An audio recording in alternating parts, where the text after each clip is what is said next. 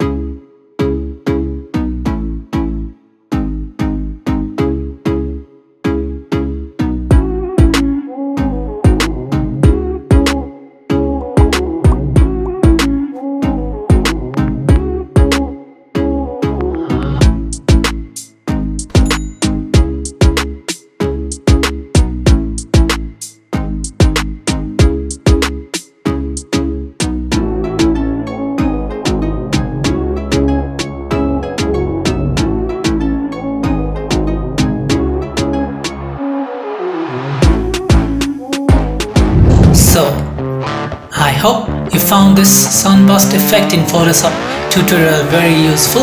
So if you found this tutorial useful, then do support me. I'll be back with the next tutorial very soon. So till then, keep creating.